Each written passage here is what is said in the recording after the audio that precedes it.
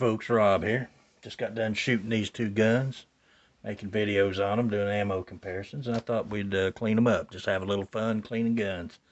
Sitting here shooting the breeze, and we're going to clean the Ruger Wrangler first. It is unloaded, and we're going to push in our retainer, our base pin retainer, cylinder pin retainer, whatever you want to call it.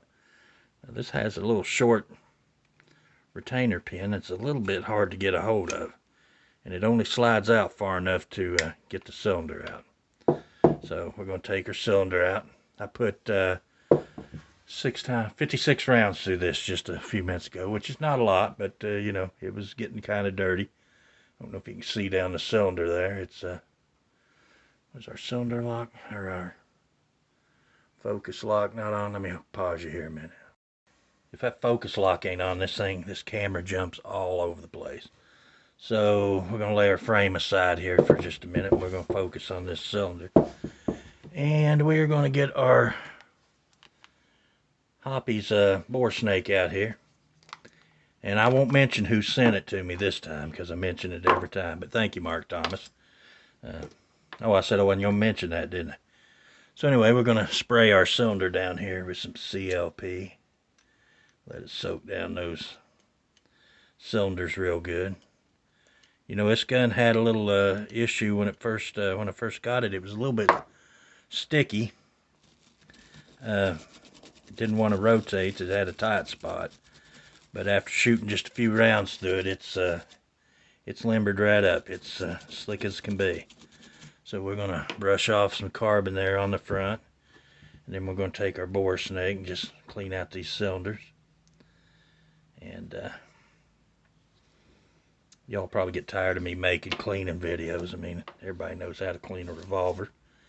But this is more or less just an excuse to sit here and just chat. I know I'm chatting with you guys. I know you're out there watching, so I feel like I'm, you know, chatting with you. And but this little gun shoots. It actually seems to shoot slightly better than the full-size Wranglers, and that's some of the ammos it didn't like. If you notice it, it didn't like the CCI so well. Had a couple there look like they actually keyholed when I shot them, and the arms core was terrible out of it. I mean, it didn't shoot good at all, which surprised me, because that arms core typically shoots good out of everything. Maybe the combination of the barrel length and the rifling. You know, not all rounds shoot, you know, well out of all guns. That's why you got to kind of experiment and see what's best in your particular gun. And you know, I'm not a great shot. I don't even profess to be. I know I have a lot of limitations when it comes to my shooting.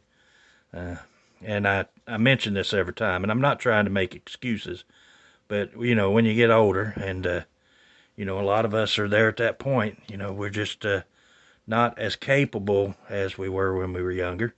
And, you know, we just have to admit that and go on and do the best we can. It doesn't have to take away from the enjoyment of shooting. You know I'm not a great shot, but you know what? I don't care, because I have fun doing it. Whether I would rather hit what I'm shooting at. There's some burlap from where I polished that cylinder. Oh, and by the way, that really didn't help the cylinder on the sidekick much at all. I mean, I couldn't tell that it helped it any significant amount. So you still have to really hit on that ejector rod to get those rounds out. So I was hoping it would you know, get easier. I cleaned it good. I polished it. You've seen I'm gonna run one through the cylinder pin here. And you know, you've seen me polish the thing, but didn't seem to help. So I don't know if maybe the cylinder is you know, the brass is swelling in there, because they drop in like they're, I mean, they drop in super easy. They literally just fall in the cylinder, which makes me believe that maybe the cylinder is a little too big, maybe, and the cases are swelling. You know, I don't know if that would cause that or not. You know, a lot of you guys out there that have a lot more experience with revolvers and the issues they have might chime in on that. But you know, for some reason it's pretty sticky. So there's our cylinder. It looks fairly clean. I'll let you see if you can get a look at it down through there. It's hard to through this phone. It's hard to tell where I'm looking. So anyway, that's our cylinder. Now we're going to take some CLP and spray it here on the forcing cone in the back here, and we'll take our brush and just give it a little clean. I really like this little gun here.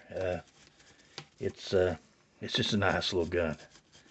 I'm glad that it seems to be slightly more accurate than the full-size Rugers, which is surprising, that the fact that it has a shorter barrel. But you know, these have been out long enough for Ruger that if they have any problems such as accuracy or anything of that, they've had enough time to straighten out any issues they might have with this gun. Although I don't think this is really a really important product for Ruger. You know, they have so many more higher end guns that this is just a way to be in the competition with Heritage and, you know, Chiappa and some of those makers of the single action 22s that are inexpensive. I think this is just their way to get in there and get some of that market. I don't think they put a ton of focus on this gun, which is a shame, because, you know, this is could be a really good platform, a really good gun for them to build off of. You know, if they'd come out with a 6.5-inch barrel and you know, of course they say that they'll never make this in 22 Magnum, which I can see. This is a very sturdy gun. It's basically as sturdy or sturdier than the Heritage Rough Rider, and the Heritage Rough Rider has no problem chambering their guns in the 22 Magnum and putting a 22 Magnum cylinder in their guns.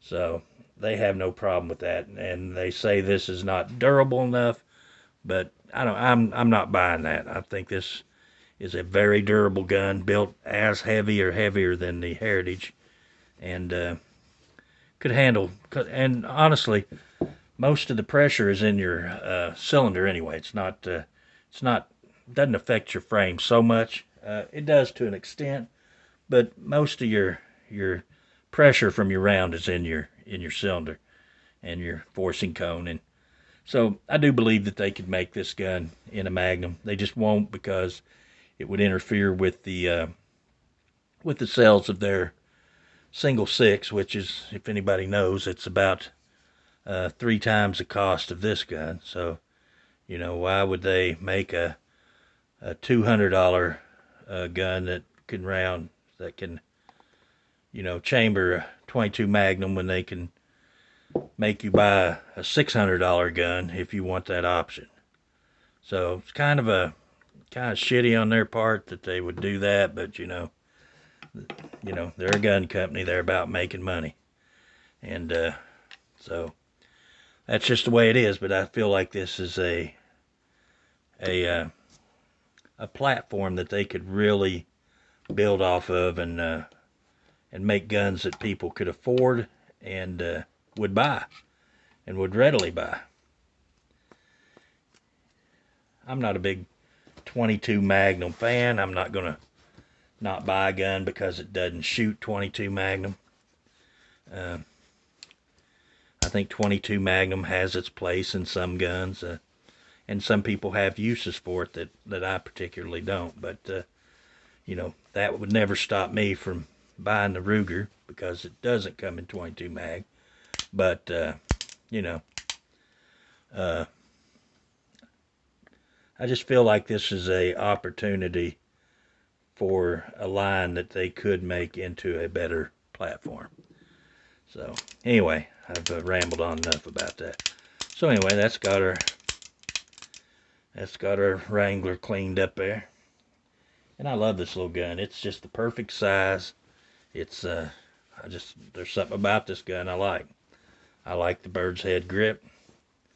It's just a sweet little gun. Alright, and that's clean and ready for the next time we shoot it. We'll stick it back in this fancy DeSantis holster here. And it's not a Mark Thomas holster, but you know, it'll do. Oh, dropped it. Alright, now we got our Beretta Neos. And I'm wondering if I need to take this thing all the way apart or not. It is unloaded. I was thinking about just scrubbing it out a little bit here. I only put 50 rounds to it. I think we can get by with just a little bit of a cleaning right here around the feeding ramp and the breech face of the barrel. We'll get a little bit here on the back of the bolt. Just cleaned off a little bit. This gun, it ain't that hard to take apart, but it's hard enough that I ain't put enough rounds to it that I feel like it needs that yet. I gave it a thorough cleaning when I first got it, so we're going to clean that off a little bit. Wipe the bolt face off. Just get in there best we can with our rag. Give that a cleaning. Don't look too bad in there. Didn't put that many rounds to it. Like I said, I had 9 rounds, 45 rounds. I didn't put 50. Put 45. So, did have a couple of failures to feed on this. I think the BBM was one, and I can't remember which other one, but I think maybe the Federal Red Box. But 2 of them had a failure to feed. It just didn't go up into the barrel. One, when I pulled the slide back, it went on in. And the second one, I had to strip the magazine. I think that was the BBM that I had to strip the magazine to get it and reload the round in the magazine.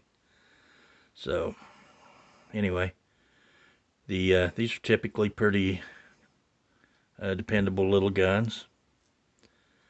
Like I said, I had one before. The styling's kind of not for everyone.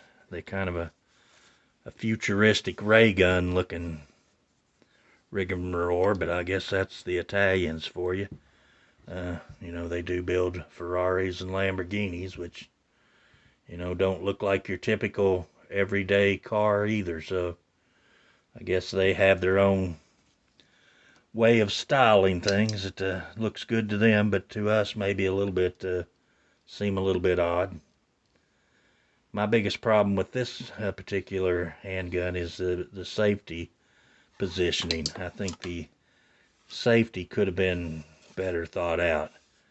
If you had really small hands, it might not be an issue, and I'll show you what I mean. When you're shooting it, it's not really a big deal, but when you put it in a down position, if you see I got big hands, and it's kind of right there, and it kind of digs into your hand.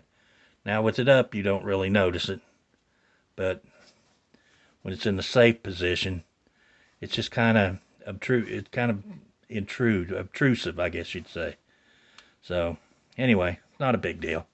You're shooting it most of the time anyway, so it ain't like that's a big deal.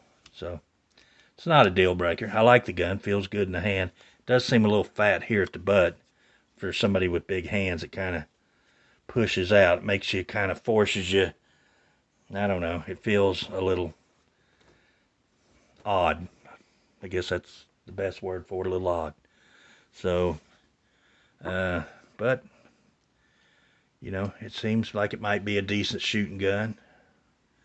It probably shoots way better than I can shoot it, because like I said, I have my limitations. So, anyway, guys, that is these two. They're fairly clean. I could have done a better job on this one, but we're just going to give it a what my wife would call a whore bath. Yeah, I don't know if y'all have ever heard that term before, but it's basically when you wash off with a wash rag instead of taking a bath. Anyway, guys, I appreciate y'all watching. Hope this video didn't bore you. I was just out here in the building. It's my first day off. I worked yesterday. Well, yesterday I got off at about 12:30. I put in 16 hours and 45 minutes yesterday at work. and I came home and made the one comparison video that I put out yesterday, the Sidekick and the Wrangler and the Heritage. Put that out, this part 2. And by the time I got that done edited and uploading, I crashed there for a few hours and kind of went lights out. And but up this morning, I already cranked out. This will be my 3rd video, and I was gonna try and zero in the 1022, the boomstick 1022. I was gonna try and zero it in, but I come in the building here to edit that last video. And while I was sitting here, I left all my ammo and everything sitting out there, and guys, I figured I was gonna go ahead and do that, and it started raining. So we got a little bit of rain. It's stopped now. I don't know if it's gonna just a little bit of a just a quick little shower, or if we're going to get more today. But anyway, if it looks like it's going to clear off, I'm going to try to get out there, and we're going to zero in the old boomstick with that Bushnell banner on it. Anyway, guys, appreciate you watching. Don't mean to take up so much of your time, you know, on this stuff, but hope you enjoy it. And, you know, leave me a comment, a thumbs up. If you're not a subscriber, feel free to subscribe. I appreciate everybody that does. And until the next video, guys, we'll see y'all later.